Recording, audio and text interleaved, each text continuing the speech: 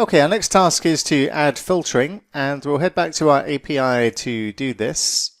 And we'll open up our Solution Explorer this time, and we'll start off in our user params. We'll open this one first, as we're going to add a couple of filters inside here. So we're going to add a prop of a string for the gender. We'll allow the users to select a gender to filter by, and we're also going to add another filter that we're not going to allow the user to change, but we do want to exclude the current username from the results that we return back. So the user won't see themselves in the list. So we need to populate the current username with the current user. So let's head over to the user's controller first of all, because we're passing up our user params here, but we're not going to take that from the user. We'll take that and populate that inside our controller method. So we'll say user params.current username is equal to the user and the get username. And then that's now going to be included with the user params we pass to our repository. And then we'll update our repository. So we'll open the user repository and let's go to our getMembers async method. So we're going to need to shift our project2 now. That's going to have to be part of our create async. So we'll take our project2, we'll cut this from here and we'll put it after our query. So I'll add a period and then say project2, or I don't need the extra period there. And then we've got our query project2, etc. And then we've got our user params page number and page size. And then we're going to work with this query. But if we hover over this query, then this is not currently a queryable. It's just a dbset app user query. So what we typically do here is we set it to be a queryable, and we'll say as queryable. And this is important when we want to add a where clause, because if we want to add queries onto this, then this does have to be as queryable. And then we can say query equals query, and we're going to use a where filter or a where clause because we're going to start filtering now. And the first one we'll do is we'll remove the current user from the list that we return.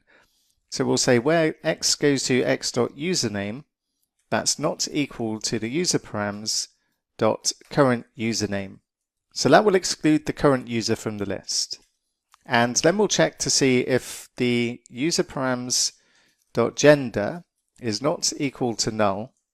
And if not, then we'll say query equals query dot where, and we'll say x goes to x dot gender, that's equal to the user params dot gender. And it's as simple as that.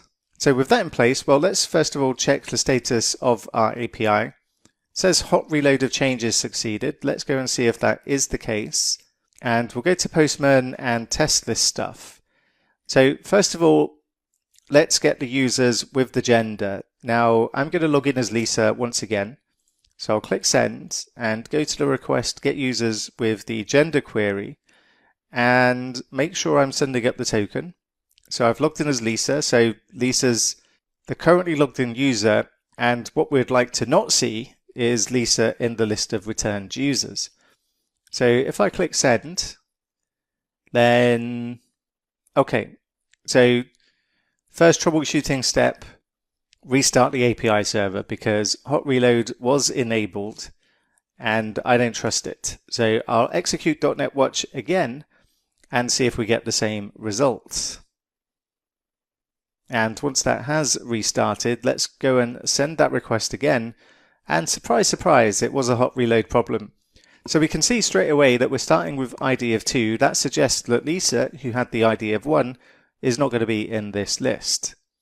And if we take a look at the headers, then we can see that the total items is 4. Now I have 4 female users in my database, so that's the correct amount. The items per page is 10, that's fine, and the total pages is 1, etc. So far so good, and let's just do the other filter, and we'll select the male users. And if we take a look at the pagination first, total items is 7 in my case. and one page because we've got 10 items. And if we take a look at the body of this request, then we should see that these are all mail users.